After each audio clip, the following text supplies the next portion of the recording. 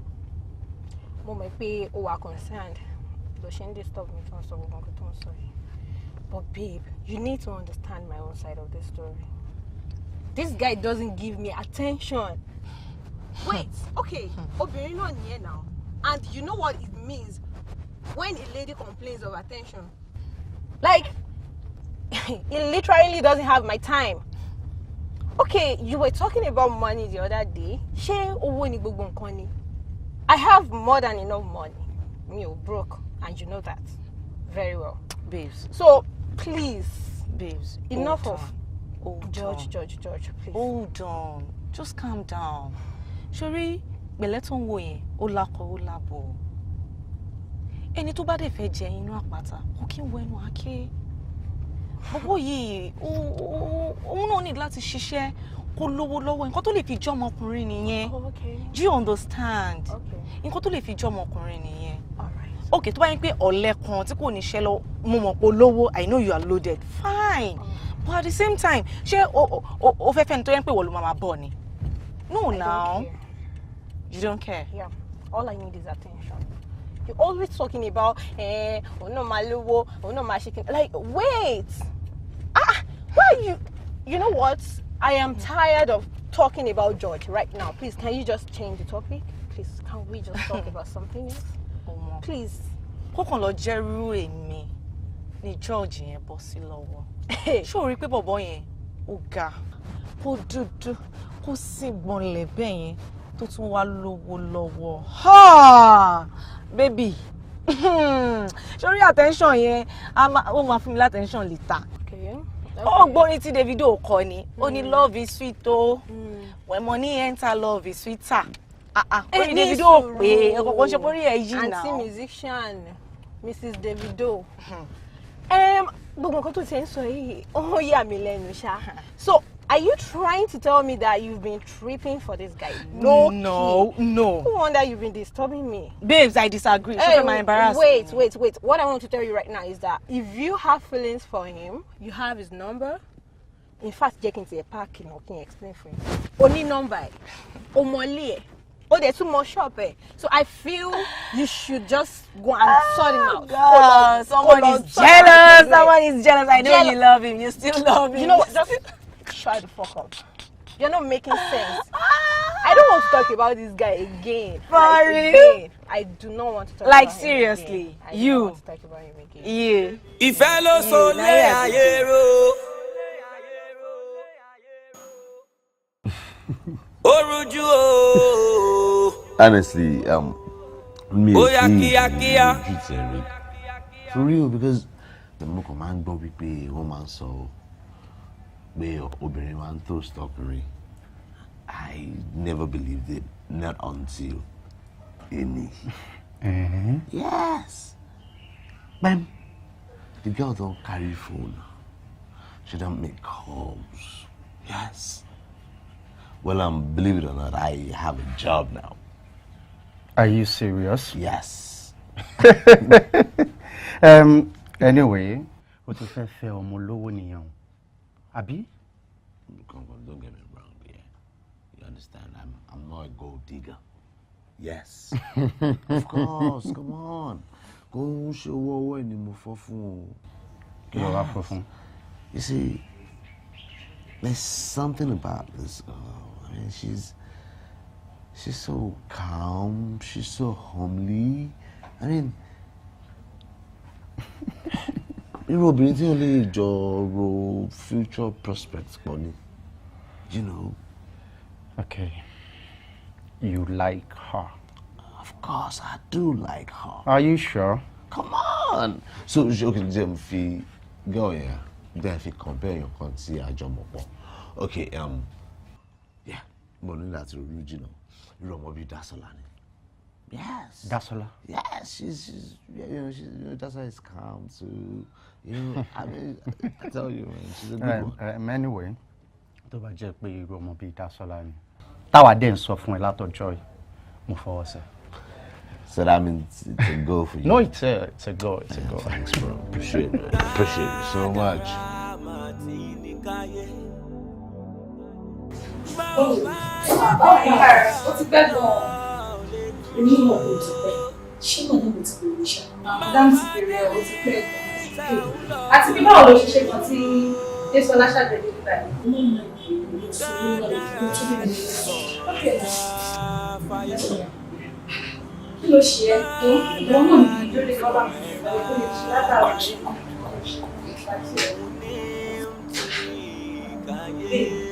Kí ló ṣe ẹ́? Ṣé òun wà ní? So wọ́n sọ fún mi sí pé mo bá tí kò bá ṣe àti bá tí kò ṣe kò ṣe Dásọ́lá bá mi sọ. Tí mi ò wà òkè rárá kí ló ṣe? Please.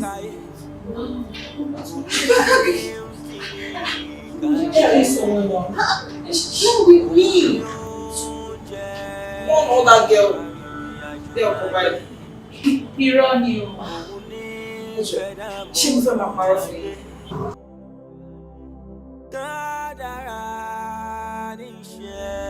So I guess you had a swell time. Are you sure? Anytime you want to see me, you know I'm always here. Oh, that's a lot.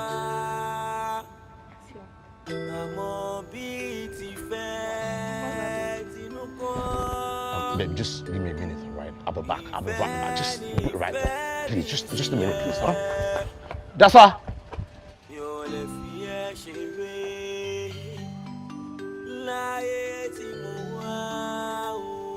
That's all now. That's all. Why you like this? That's all. That's all. At least just that's all. That's all. Come on. Please don't she buy now. Just padà lọ buy your. That's all. I thought we already, talked about all this. I mean, you don't need this. Talked about all what? Now you're beginning to sound Benny Pay. Ẹ̀jẹ̀ kan ló ń run nínú veins. What? Why did you have to toy with my emotions like that? Excuse me, emotions? How? Okay, I know we are just friends and all that, but I'm beginning to see this beyond friendship. I was beginning to see a future in our relationship. That's honestly, this is actually catching me off guard because for minutes people ever need feelings for me now. Oh, ever row for a minute? Yes. Babe, how long have you known me for? So, that's your doing. That's what I said tomorrow. You mean you don't feel a thing for me? You don't have an answer to that. Never mind, I'll just leave. No. You don't have to. It's okay. Just calm down. Shubo. Just relax, okay? I mean, we'll sort things out. All right?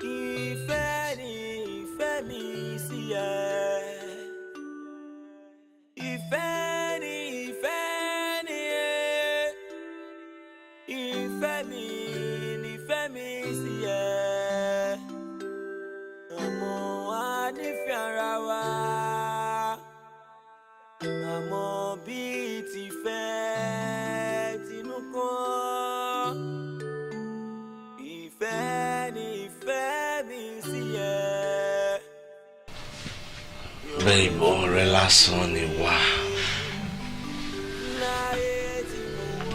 Are you sure? Of course. I have no reason whatsoever to lie. I mean, kí ló fẹ́ parọ́ fún? Look, I'm sure to be candid. Best of friends, Noah. I mean, growing up together, I mean, we did a lot of things together, no doubt. But, ever more be only, such feelings for me. Huh? It's okay, babe. Yes, darling. Do you still love me? Come on. I never stopped loving you a second. Are you sure? Of course. I love you, baby. Come on. I love you so much.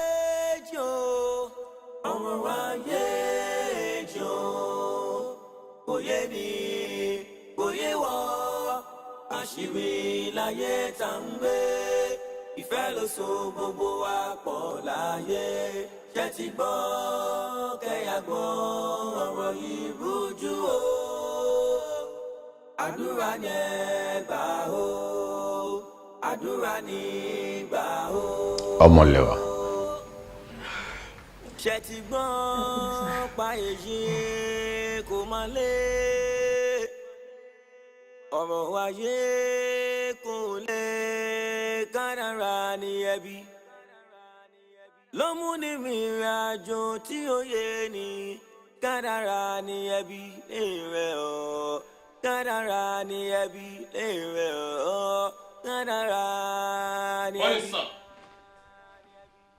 Guys, mo fẹ́ kí ẹ bá mi mójútó ìrìn ọmọlẹ́wà lẹ́nujọ́ mẹ́ta ẹ̀ ó ní àwọn nǹkan kan tó ń hide fún mi mo dẹ̀ fẹ́ kẹ́ ẹ jẹ́ kó yé mi in the next 24 hours. But sir ọmọlẹ́wà ò gbà ká tẹ̀lé òun jáde mọ́. bẹ́ẹ̀ni sir ìwà ẹ̀ ti yí padà lẹ́nujọ́ mẹ́ta kò ń ṣe. Oh, shut up. ìwà yí padà ni mo fẹ́ kẹ́ ṣe àní mo fẹ́ kẹ́ yín ṣiṣẹ́ yín gẹ́gẹ́ bí iṣẹ́ ṣó dìgbà tó bá tó gbà fún yín láti tẹ̀lé òun kẹ́ tó ṣiṣẹ́ yín ni. kò rí bẹ́ẹ̀ sir but we try our best. Oh, shut up. You try your best àbí kẹ́ ṣiṣẹ́ yín gẹ́gẹ́ bó ṣe yẹ kó yẹ. Okay? Yes sir. Permission to fall out, sir. Fall out. ṣóhun tẹ́ ń ro lọ́kàn yín ni ṣóhun náà ni ó ṣóhun tẹ́ ń ro lọ́kàn yín ni gbẹ̀wẹ̀rẹ̀ ní bàṣẹ lè jẹun sí. kí ni àǹfààní orógbó ìta pa tí ò láwẹ́ àjùsẹ́nu bí ká jẹ́ okòrò adéka fi dáná oníṣàngó máa bínú what is your problem kí ni mo gbà yín síṣẹ́ fún kí ni ṣe yín bíbá ẹ́ tẹ̀fi wá dúró títí tí wọ́n fi kó èmi lọ́jà lọ really. orí tilẹ̀ tó lọ inú sí mi mi lọ tọ́ílẹ̀tì inú tọ́ílẹ̀tì náà wà tí mo ti ń gbáriwo mo lè sá jáde bò nígbà tí màá fi dé táwọn ti lọ wá tí ó dé ló wà bẹ́ẹ̀ mi ò sí bẹ́ẹ̀. o ti tell me stories tán ṣé o ti sọ story tán fún mi ṣé o rí yín pé ṣá no I have a problem with you people and it looks like in fact kí ni mo tẹ́ sọ kí ni mo tẹ́ sọ ṣòrí mo ti mọ̀ pàtí màá ṣe because ẹ lè wá sọ mi di olórí burúkú bíi tara yín I do not know where you come from I don't even care to know mo gbà yín síṣẹ́ ni kí wọ́n bá mi ṣiṣẹ́ mo dẹ̀ ń sọ ibi tí mo ti ń rí owó tí mo fi sọ salaries tì yín ni mo wà ní jẹ́ kẹ́ sọ mi di olórí burúkú bíi tì yín ẹ lè dá mi padà sẹ́sì àárọ̀ kò possible you know what we're going to do ṣòrí owó oṣù yín èyí tó ń bọ̀ òun ni màá fi di period. àpòkè ìjì má ṣe bẹ́ẹ̀ ìjọ torí Ọlọ́run má ṣe bẹ́ẹ̀ jù. kí má ṣe bẹ́ẹ̀ kí n dárí jìn.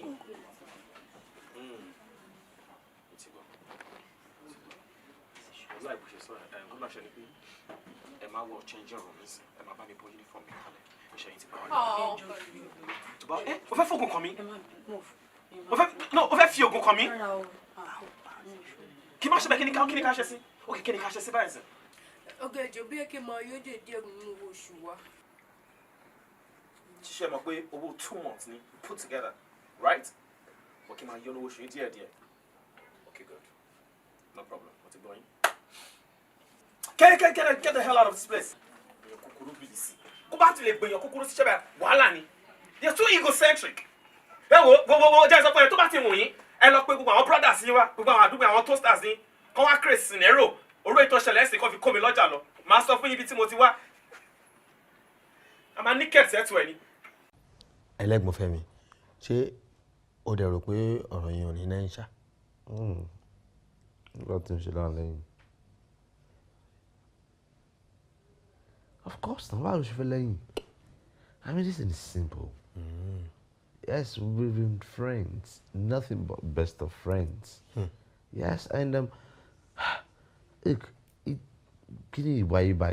is nobody's fault. It is not my fault. Neither is it our own fault. Yes, now, because I mean, all that ṣẹlẹ̀ nìyẹn, mo ti apologize, mo ti bẹ̀. ọ̀dẹ̀ ló rò pé bó ṣe bẹ́yẹn o ti understand everything. Of course. Bí mi ò ní parọ́ fún ẹ o bóyá kò túnbọ̀ tún lọ fọwọ́ tẹnu dáadáa kò tún lọ bá kò tó túbọ̀ bẹ́ẹ̀ dáadáa sí because ọmọ yẹn gbogbo alámọ̀ nǹkan tọ́mọ yẹn ṣe fún ẹ ọmọ yẹn try nù láìfẹ́ ká má parọ́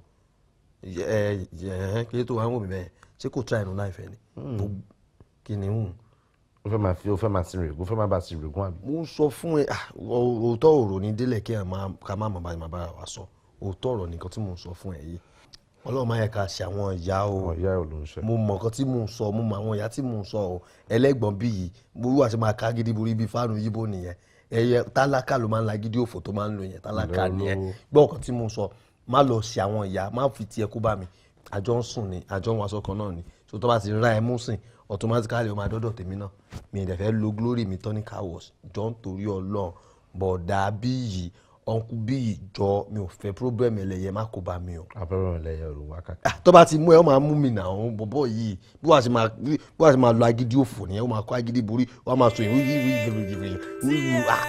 ìbò pọ̀ káwọ̀ sí náà dẹ̀ ní gbogbo ìbò òfò tó gbọ́ yẹn.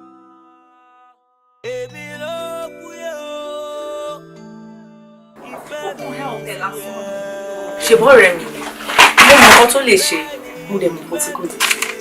So the rest are true. Go sing for one hour. Miss Sarah. What way I mean, yes, you be my body.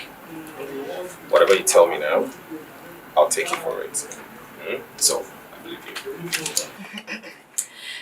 O ṣá mọ̀ ọ̀pọ̀lọpọ̀ ni. The lab arrested. Mi ò arrest you. Bó yẹ kó mọ̀ pé tó bá wá, ó máa múlẹ̀.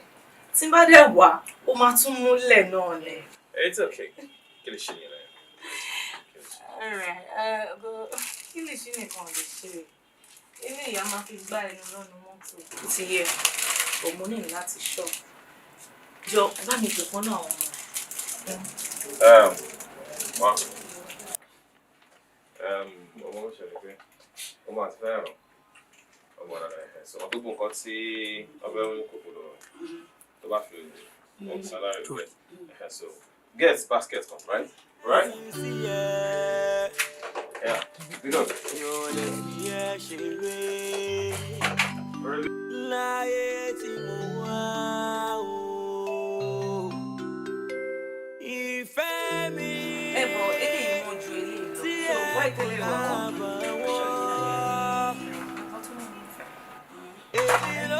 Yes, welcome, darling.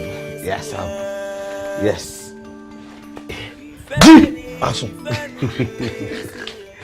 Yes, this is Femi. Yes. Femi, this is my darling Lewa. Nice meeting you. Nice meeting you. Yeah, he seems nice. Yes, really. yes, I'm a very nice guy. Mama Puluwa, Walama Puluwa. I'm nice, man. Yes, you are nice, but let us tell you you're nice. Yes, we are.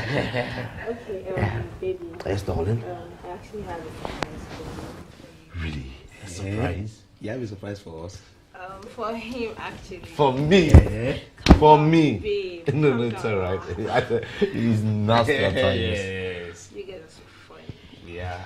Calm down. I was surprised. Do you even know what I want to tell you? Do you know?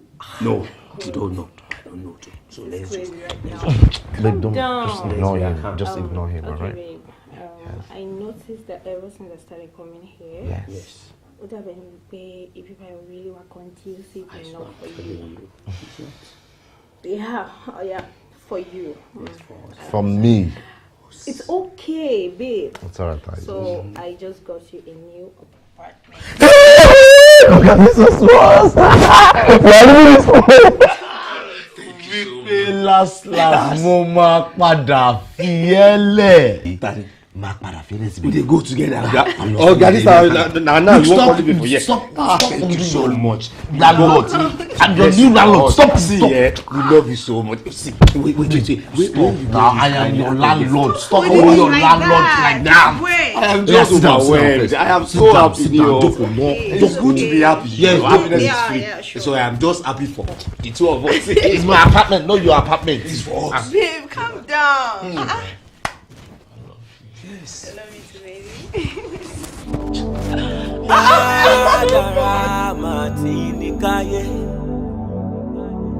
Bá ò bá débi tá mi lọ lè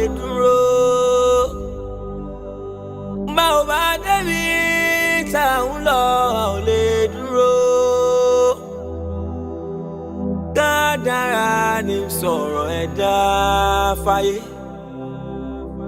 kádàrá ní sọ̀rọ̀ ẹ̀dá káyé òun ní ti ní káyé òun ní oúnjẹ kárìnrìn àjò láyé òun ní. mo sáré mú mi láti tẹ̀lé tí n bá tẹ̀lé o máa lọ tó wà lọ́wọ́ kọ́nà mi nǹkan fi hàn sílẹ̀ tó sábà máa bọ̀ sí.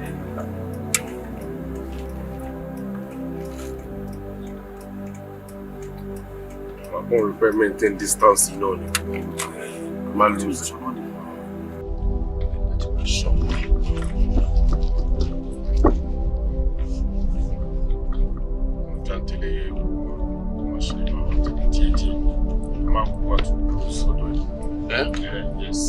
Mo sáré jọ nǹkan tí mo wà kò farabalẹ̀ tí bá múra mo ṣe wà ó máa escape wọn lọ́wọ́ mú ní mọ́bí tó máa gbà.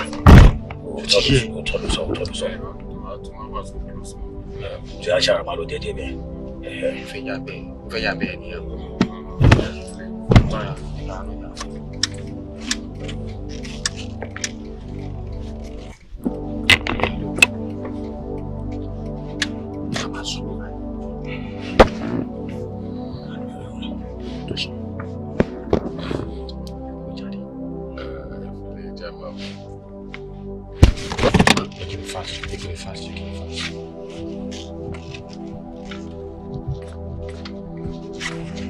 Ṣàmù ìgbàgbà ní ìbáyìí fi sórí òfìsàn prime gọ́gbọ́n tó sọ fún ẹ gẹ́gẹ́ bí iṣẹ́ tá a kọ́ iṣẹ́ tá à ń ṣe tó máa ti yé ẹ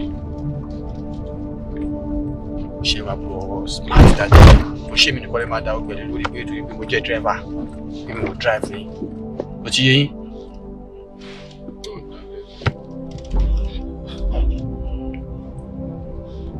Bọ́yọ̀ ló ayẹ kó wá rọ́ fún máa ń ná nírọ̀lẹ́ yìí.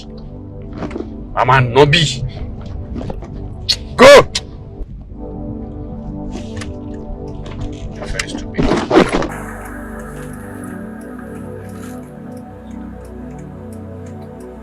Màá kàn rí maintain distance náà ni má lose.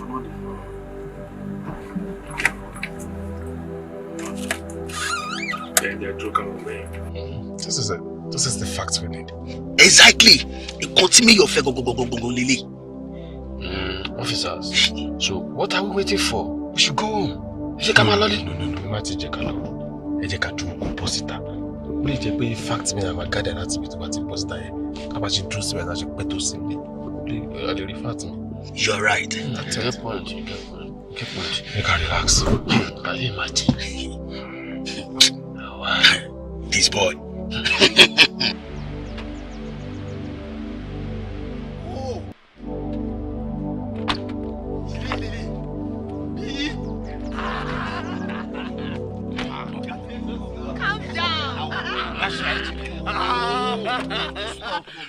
Jẹ́tí gbọ́ kẹ́yà gbọ́ ọ̀rọ̀ yìí farasin.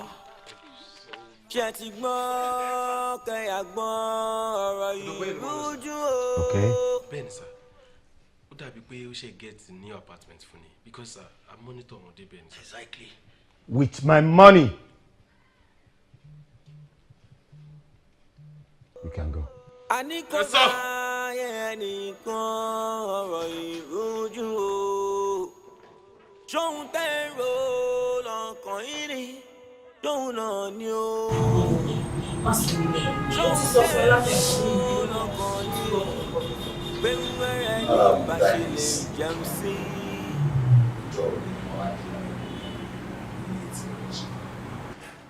Are you joking?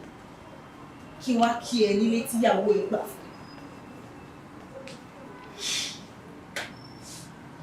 Pamalo, I have customers. No mọ̀ pé wọ́n ní náà. Ṣé wọ́n náà fi sára 1,000 naira? Because òun sọ ń sìn pé èyí lọ bẹ́ẹ̀ pé mi ìmọ̀ pọ̀ lọ àwájú. I don't want to have this conversation with you. Wá máa lọ.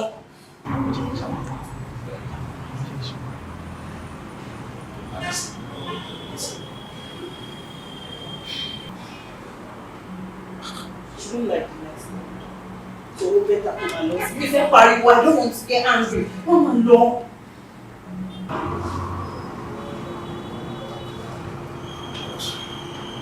sir.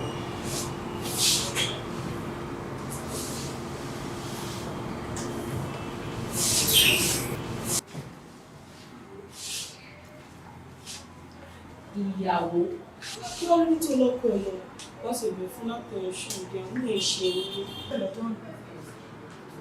owó ọ̀rọ̀ ìfẹ́ ju bá ṣe lọ. ọ̀rọ̀ ìfẹ́ ju bá ṣe rò lọ. kádàrá ṣàgbà ẹ̀dá kádàrá mi lókun ìmọ̀lẹ̀ ló wà kiri.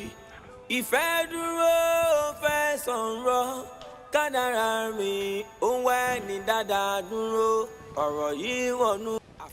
Daddy, what's happening? Ṣé anybody sharing me? Nothing. Because you've been cold to me these days. Okay, you know, I'm your daughter and you can always talk to me. Please. Kí ló ṣẹlẹ̀? I said I'm fine! I'm fine. I'm okay.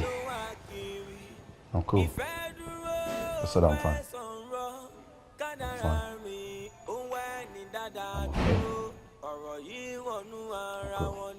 I'm okay. I'm cool. I'm alright.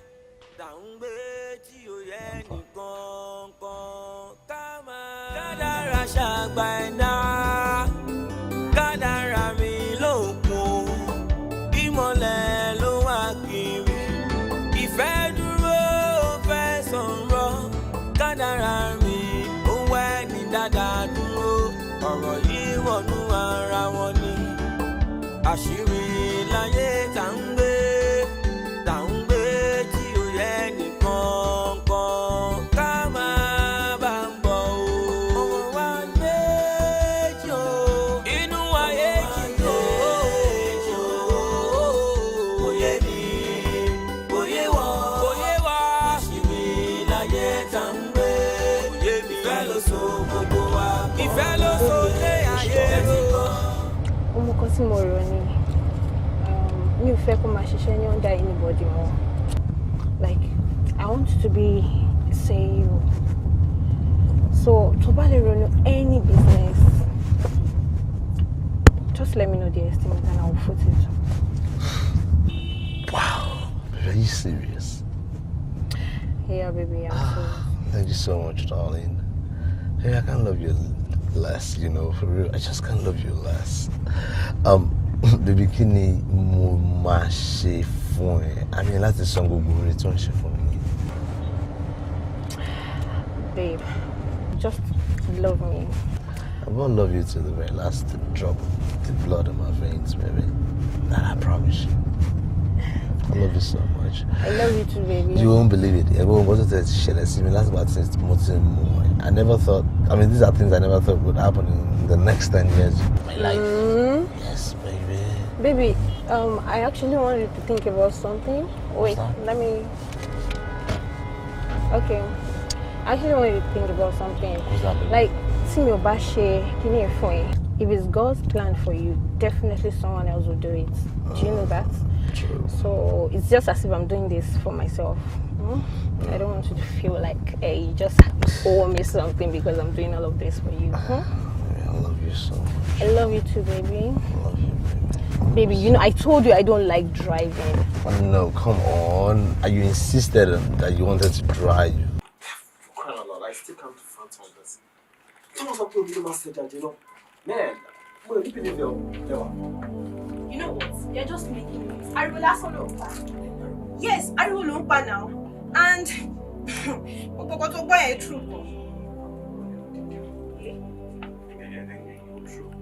Really? Am I going to Really? And you still have the guts to face me, to look at me in the face and tell me that? Really?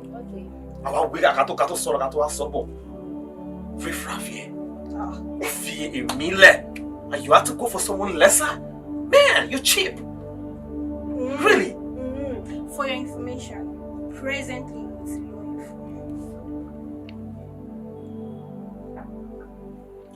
low. You heard me right. oyún yẹn dẹ̀ máa bàjẹ́ wẹ̀ lára. Kí ló dé? Kí ni ò dé? I do not know why I have to really bore myself because ọmọ tó bá jẹ ọmọ orí àkìtàn tó bá wá sórí bed ó máa sáré padà lọ sórí àkìtàn ẹni because ó fi pé life òun better bed. Yeah, because you're riffraff. Kò dẹ̀ sí àmì ẹgbẹ́ yẹlẹyẹ máa water now, so why do I have to bother you? Anyways, tí o bá fẹ́ kí o ní bàjẹ́ wẹ̀ lára ní sí àbí so all the time, you leave my space. Before I go to school, I'm going to see him, so just fuck her. I don't feel good to let. I'm going to last yẹn. Last. Kí ló tó fẹsẹ̀ balẹ̀?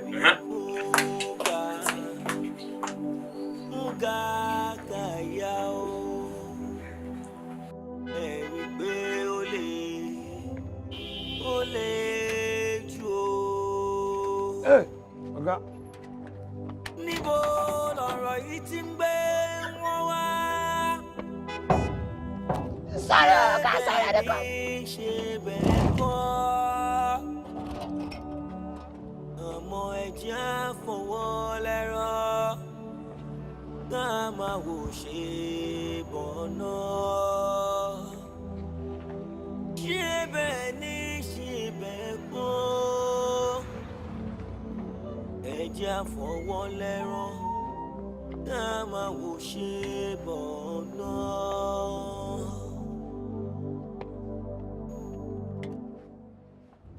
Ẹ̀rí búga. Ọ̀gá. Búga kàyà o. Ẹ̀rí pé ó lè jù o. Níbo lọ̀rọ̀ yìí ti ń gbé wọ́n? She no say be soldier. I be soldier, I stand now. See how she dey talk, see how she dey do. I don't this aboki. See, mo ba wole ma dey do jaw to janta. What be she? Bó ṣe síga. Bó ṣe rí. Ọ̀gbẹ́ni stand wẹ́wẹ́ jàre. Bó ṣe staga. Wá. Àtẹ̀mọ́ tó ti rá sọ. Aṣọ ìlú dàgbé aṣọ gbà tó bá kó aṣọ mẹ́jọ Jídé kò sọ kọ́ fún un. Òun ló tóbi bíi ti ìkọ́ni àtàlà níyàn yìí. Àbúrò gbogbo mi báyìí. Ó fẹ́ sọ. Bó ṣe rí. Ọ̀ṣọ́jà tó máa dúró tí wọ́n gbòòrò lélẹ́yìí náà. Kó ṣàlàyé nǹkan tó ṣẹlẹ̀ fún mi. Wetin happen now? Ǹjẹ́ o believe pa àwọn sójà ló wá bust ní mọ́lẹ̀ ṣá? Soldier? Yes. Kí ló ṣe fún sójà tó fún wa ń bust ẹ̀ mọ́lẹ̀? Wetin happen? Kí ló ra ń gba sójà? Ẹ jọ kí ni o fẹ́ máa bá sójà rò? Sójà wa bust ẹ̀ mọ́lẹ̀. Wait, tí sójà bá wa bust ẹ̀ mọ́lẹ̀, báwo ló ṣe débí? Ọlọ́run mà ló yọ mí. Sórí ibi tó ti ń gbé mi lọ báyìí. Ìkọ́nà ọkọ̀ pariwo park táwọn yòókù gbọ́ báyìí tí wọ́n kàn ṣe bẹ́ mọ́lẹ̀ nìyẹn. Sórí slightest opportunity tí mo rí láti gbéra báyìí ọmọ mo jápa ní straight up. Ó lágbára o. Bet ta ni wá ṣẹ̀ tó débi pé ọ̀rọ̀ sójà ló kù? Mo ń rọrọ̀ yìí ṣé kò ń ṣe pé Dásọ́lá ló wà behind this? Ṣé kò ń ṣe Dásọ́lá ṣá? Dásọ́lá? Yes now. No, come on. Dásọ́lá báwo? Má máa sọ̀rọ̀ bẹ́ẹ̀ now. Look, kò lè jẹ́ Dásọ́lá. Because bí tèmi àti Dásọ́lá bá jà kò ń ṣe bí kakú náà. Má sọ̀rọ̀ bẹ́ẹ̀, you don't trust anybody. No, it can be. Èèyàn tó wò ṣùṣù tó pe sójà. Sójà. You know what? Fún mi fóònù ẹ̀ mo fẹ́ pe lẹ́wà. So I could tell her what's going on with me. Ó mọ̀ ọ́n tó ṣẹlẹ̀. Èmi náà fẹ́ attend sí àwọn èèyàn nílé, so. It's all right, no problem. Ó vex mi.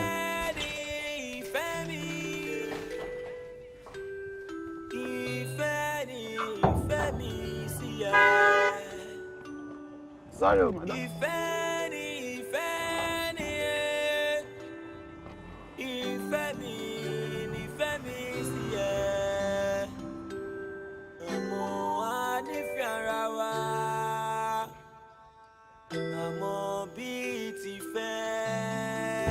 Madam, welcome.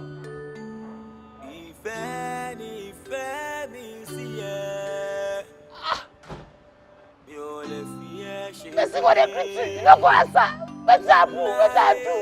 Every time you call this house, I go greet you. You don't go answer me. I'll offend you. Imagine, you know,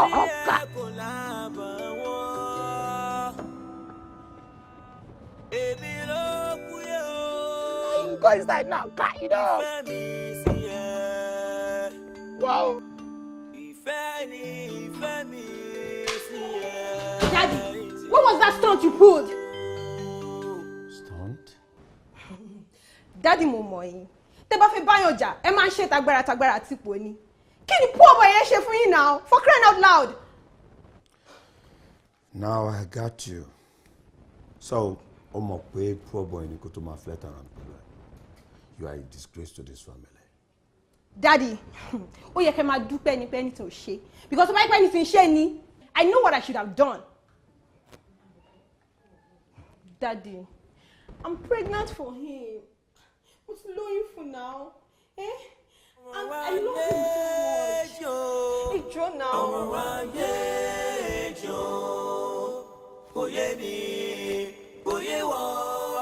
Àṣírí láyé tá ń gbé, ìfẹ́ ló so gbogbo wa pọ̀ láyé. Ṣé ti gbọ́ kẹ́yà gbọ́ ọ̀rọ̀ yìí rújú o. Kí ló dé? Ọmọ pé tó bá ti di pé ó mọ́rọ̀ owó dání ìsìn mi ò fi taratara láìkẹ́. Ẹ má máa bá mi sọ̀rọ̀ owó because mélòó lè mi fúnra mi ní tí mo fẹ́ máa fi ṣe sàárà ni. Fẹ́mi. Fẹ́mi. Bóyá kàwọn I don't know what is going on. Hold on. Look, Lewa ló ṣe text mi tán sí. Kí ló ṣe? Ó sọ pé there is a communication or something. Pé daddy òun ṣẹ́yìn fún something like that. Ha! I don't know. Daddy ẹ̀? Yes. Please. Mo ní idea hospital to the watch. I think I should go hospital. Let's go, please. Fẹ́mi, let's go. Mo dẹ̀ ṣe fẹ́ mú gàrí ni now. Let's go.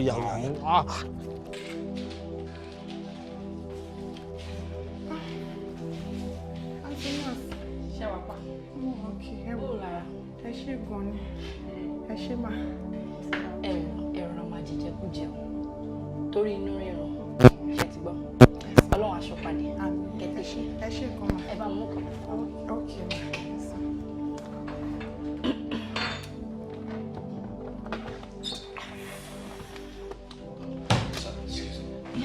Ẹjọ́ mo béèrè ọmọlẹ́wà. Lẹ́wà.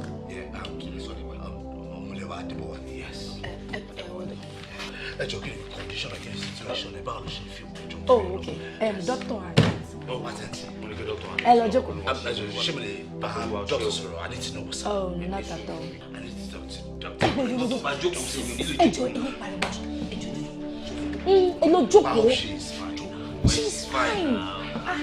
Má pariwo náà. Wà fine, don't worry. Lẹ́wọ̀n àbáyé. Báwo ni? Ẹni tó wà wọ́n fọ́ yẹn, omi jọ tó ṣe yẹ òun lọ stagger. Lọ́tọ̀ máa tẹ̀ sí lọ́wọ́. Tó o lẹ́nu wọn lọ́wọ́ àwọn fọ́ọ̀ ni. Ẹ má lẹ́nu wọn lọ́wọ́ àwọn fọ́ọ̀ ni. Ẹ má Rú ẹni wẹ́ẹ̀. Wá àgbà ọ̀tẹ̀. ẹni sùn.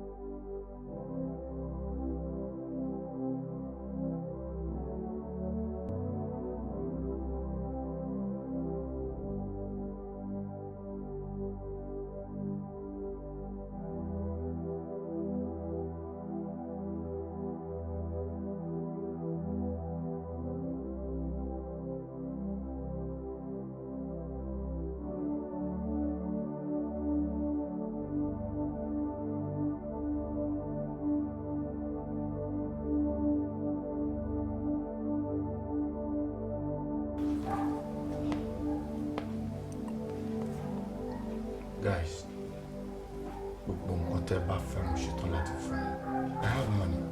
Kò ní dá fún owó tó ní. Kò ní dá fún ògógó, kò ní dá fún ìgbò nǹkan tó kó jọ. Wọ́n wà nílé òun fẹ́ láàbì tó dẹ̀ ti pa ìyàwó bọ̀bọ̀ yìí. Tell me. Yes. Ọmọlẹ́wà. My daughter. Nítorí ìwà ń wàrà, ìmọ̀tara ẹni nìkan,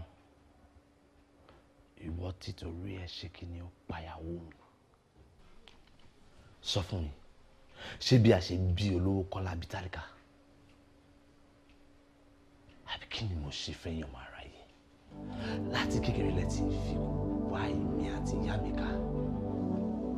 Ìyá mi, Àjọkẹ́, ọmọ Agúnbíadé, àjẹjẹ ara rẹ̀ ṣá. Àjọkẹ́, Agúnbíadé, ọmọ púpọ̀ yìí mọ̀já, ìyá tó bí ẹ. Of course.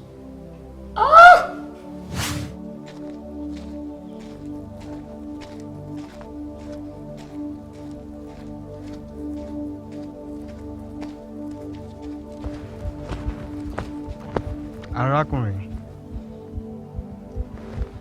wá mi. Àlàáfíà fún yín. Ègbé ni fún ẹni tí a fi rán tí kò jẹ. Ègbé sì ni fún ẹni tí a ò fi rán tó ń jẹ. Bí mo ṣe ń bá yín sọ̀rọ̀ lọ́wọ́lọ́wọ́ báyìí, ìyàwó yín ṣẹ̀ bímọ ni. Bẹ́ẹ̀ni, ó bí ọkùnrin. Ìbá dára kí ẹ gba àwẹ̀ ọlọ́jọ́ méje pẹ̀lú ọ̀pọ̀lọpọ̀ àdúrà nínú ilé Olúwa. Kó bá máa jẹ́ pé ọmọ tí ẹ wá bí yìí ló máa padà ṣekú pa yín. What? Ṣekú pa mí? Bẹ́ẹ̀ ni ṣekú pa yín. Kò sí nǹkan tí agbára àdúrà ò lè ṣe o. Ẹ má fi ojú di àdúrà. Arákùnrin, ẹ gba àwẹ̀ kẹ́ má bàa gba àwẹ̀. Ẹ sì gba àdúrà kẹ́ má bàa gba àdúrà. Àlàáfíà fún yín. Pastor! Pastor! So, mo fẹ́ kí ẹ bá mi mú wọn kúrò pátápátá. Àti ìyá àtọmọ mi fẹ́ fojú rí kankan náà mú. Good. That is not the problem. Ẹ má worry. Okay. Let's go. Guys. Ẹ má fumble. No fuck up.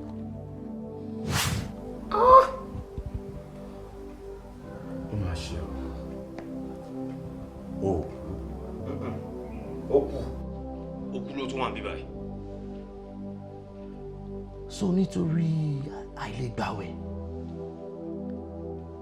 nítorí àìlègbàdúrà, lẹ ṣe fẹ́ dá ẹ̀mí mi ní ègbodò. Ẹ ti wá rí mi parí kékeré, mo tún wá dàgbà tán, ẹ tún fi kú wá mi kiri. No, you don't deserve to live.